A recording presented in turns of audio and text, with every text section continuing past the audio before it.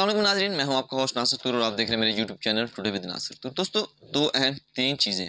एक तो रशिया ने पाकिस्तान को ऑयल क्यों नहीं दिया, उसके पीछे क्या वजूहात हैं। कुछ लोग इसको पॉलिटिकली देख रहे हैं, लेकिन इसके पीछे और भी वजूहात हैं। उसके अलावा इमरान खान साहब की बात करेंगे कि इमरान खान साहब की सफ़ों में अब कौन से आस्तीन के सांप अभी बाकी हैं, उनके आस्तीनों में कौन से सांप अभी भी बाकी हैं। चौधरी परवेज़ इलाही साहब जो बार बार कह रहे हैं कि वो जब चाहें, इमरान खान साहब चाहें, हम लोग असम्बली तहलील कर देंगे, क्या इसमें कुछ, इस बयानिए में कुछ सदाकत है या इसके पीछे भी कुछ चाल है? इस सारे हवाले से बात करते हैं, लेकिन इससे पहले इस चैनल को सब्सक्राइब कर दें और बेल आइकन को प्रेस कर दें ताकि आप हर लम्हा बाखबर रह सकें। नाज़रीन, वक्त पर किए जाने वाले फैसले हमेशा दुरुस्त साबित होते हैं और बेवक्त फैसले इंसान को पछतावे के सिवा कुछ भी नहीं देते। ऐसे ही कुछ पाकिस्तान के साथ, पाकिस्तानी अवाम के साथ भी हुआ। जब यूक्रेन और रशिया की वार शुरू हुई तब इमरान खान साहब वहीं पर मौजूद थे। ट्विटर ने उन्हें काफ़ी सारी चीज़ें डिटेल में बताई भी कि ये इश्यूज़ हैं, ये मामलात हैं। मगर उसके बाद जैसे ही इमरान खान साहब वापस आते हैं तो रजीम चेंज होती है, हुकूमत बदल जाती है।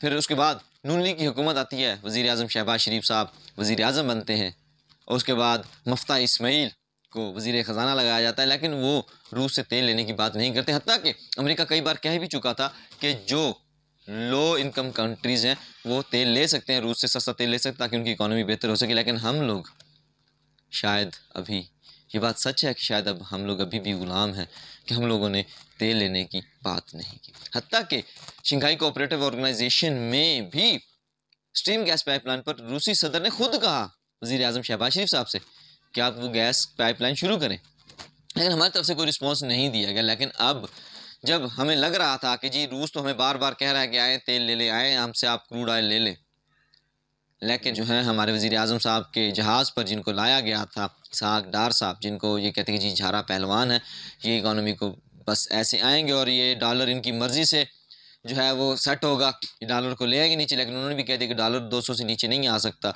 और उन्होंने कहा था IMF से मैं आंखों में डाल के बात करूँगा, लेकिन IMF से भी अब वो बात नहीं हो रही। बाहर है, बात करते हैं रूस की। तो रूस में जब वो तेल लेने के लिए गए तो रूस ने उनको झंडी गिरा दी। रूस ने कहा अब तेल नहीं, अब हम आपको ऑयल नहीं देते।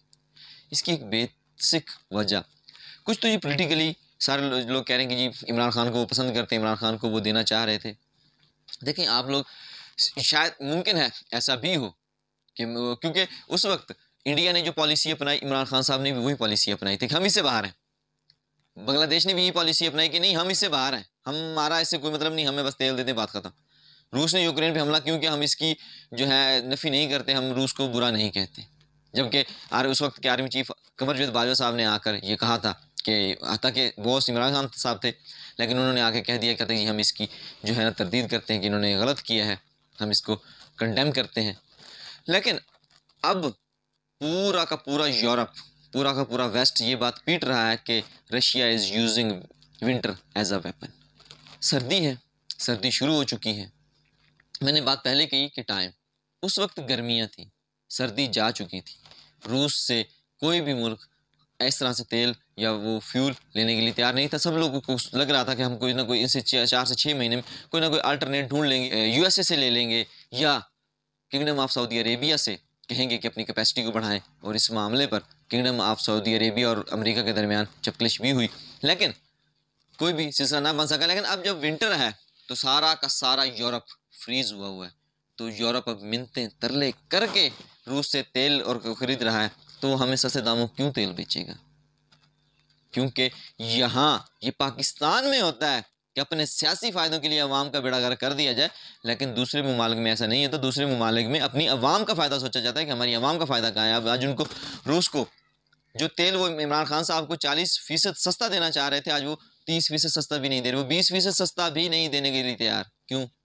वक्त, उस वक्त वक्त था, उस वक्त टाइम था, हम लोग ले सकते थे। हत्ता कि जब मुफ्ता इस्माइल साहब थे तब भी ले सकते थे, तब भी निगोशिएशन कर सकते थे। और ऊपर से रही सही कसर सोने पर सुहागा ये कि हमने अमेरिका से पूछा कि किस फार्मूले के तहत लें। अमेरिका ने एक फार्मूला बना के दिया, हम उस फार्मूले के तहत चले गए रूस के पास। रूस ने उस फार्मूले को उठा के डस्टबिन में फेंक दिया कि जाएं आप ने जो फार्मूला जिनसे बनवाया आप तेल भी उन्हीं से ले लें। ये असल में वजह ये बनी कि वक्त बेवक्त हम लोग गए। अब इस वक्त इंडिया उनसे बहुत ज़्यादा मुआहदे कर चुका है, अब बांग्लादेश मुआहदे कर चुका है, चीन बहुत सारे मुआहदे कर चुका है, वो अब उनका तेल पूरा नहीं कर सकते, वो उनको फ्यूल पूरा कर रहे हैं, वो हमें क्यों देंगे फ्यूल जब उनके साथ कॉन्ट्रैक्ट्स हो चुके हैं। क्योंकि वादे ही सब कुछ होते हैं कि वादा किया हुआ था तो उन्होंने पूरा करना था। एक और अहम चीज़ इसमें कि इमरान खान साहब के दौर में $125 फ़ी बैरल लेकर भी वो पाकिस्तानी अवाम को 160 रुपये लीटर दे रहे थे, और यहाँ हमारे जो तजर्बाकार हुकूमत है वो पेट्रोल और डीजल $73 फ़ी बैरल लेकर क्रूड ऑयल भी हमें 223 रुपये 225 रुपये लीटर दे रहे हैं। कमाल के तजर्बाकार हैं, कमाल के तजर्बाकार हैं। और एक अहम अंदर की खबर ये भी है कि बहुत से इदारों के लोगों को, अफसरान को तनख्वाहें नहीं दी गई। क्यों? कि उनके पास बैंकों में पैसे ही नहीं हैं, हुकूमत के पास पैसा ही ख़त्म हो गया, और हुकूमत ने बहुत सारे बैंकों से कर्जा भी ले लिया है। तकरीबन 210 बिलियन के लगभग बताया जा रहा है कि उन्होंने कर्जा लिया है। अब देखते हैं कि हुकूमत इस बारे में क्या करती है। अगली बात करते हैं इमरान खान साहब की और परवेज़ इलाही साहब की। देखिए, परवेज़ इलाही साहब कई बार कह चुके हैं कि जी हम लोग जब चाहें, इमरान खान साहब हमें कहें हम असम्बली तहलील कर देंगे, फ़ौरन तहलील कर देंगे, मगर ऐसा नहीं है, बैकडोर कुछ और चल रहा है।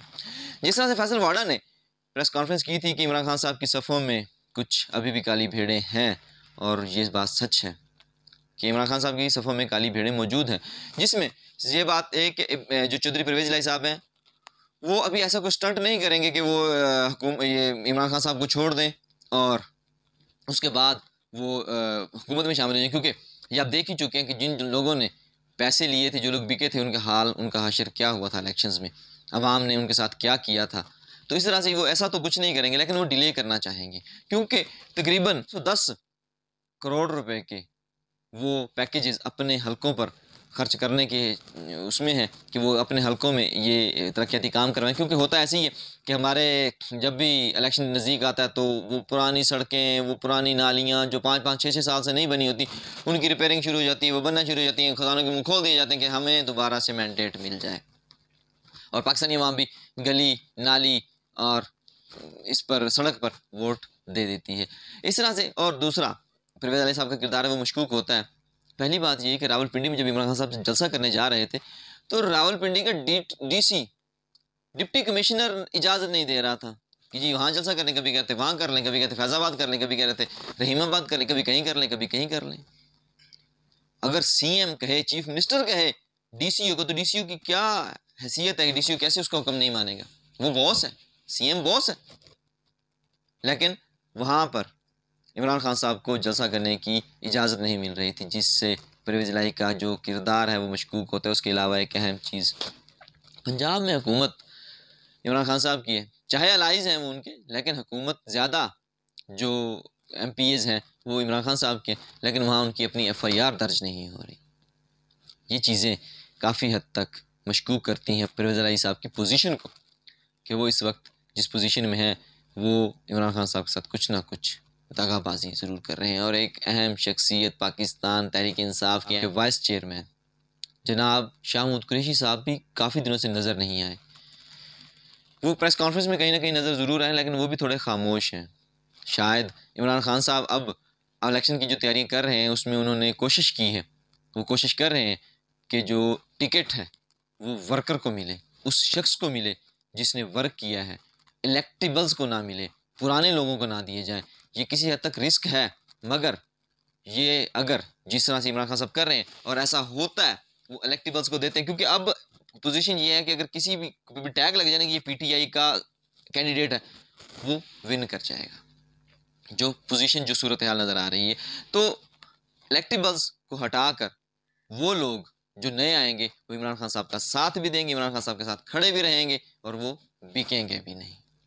और वैसे भी जब इलेक्शन होता है तो ये इलेक्टिबल्स, ये बड़े ज़िम्मेदार, ये बड़े लैंडलॉर्ड्स करोड़ों रुपए खर्च कर देते हैं। याद होगा कि अलीम खान का जो इलेक्शन हुआ था लाहौर में, उस पर 100 करोड़ रुपए खर्च हुआ था जी, 100 करोड़ नहीं, sorry 100 Arab, I think so, कुछ इस तरह के फिगर्स थे जो खर्च हुए थे। तो फिर क्योंकि जैसे ही वो हुकूमत में आते तो फिर वो दुगना तिगना चौर गुना करके निकाल लेते हैं। लेकिन अब अगर उनको मुंह की खानी पड़ती है तो वो खैर, जब तक इमरान खान साहब जो हैं सियासत में है तब तक वो इलेक्शन नहीं लड़ेंगे। और इस तरह से जमहूरियत बेहतर होगी, नए लोग सामने आएंगे, नए चेहरे सामने आएंगे, आप जैसे लोग सामने आएंगे, जो इस मुल्क का बेहतर सोचेंगे। इमरान खान साहब को अभी भी अपनी सफ़ों पर कड़ी नज़र रखनी है कि उनकी सफ़ों में अभी भी कोई सांप ना हो, क्योंकि इमरान खान साहब पहले भी एक बार कह चुके हैं कि मेरे सामने ये सब ठीक होते हैं कि जी हम आपके साथ हैं, हम आपके नज़दीक साथ हैं, लेकिन बाद में जाके नहीं पता नहीं क्या हो जाता है, ये इधर उधर हो जाते हैं।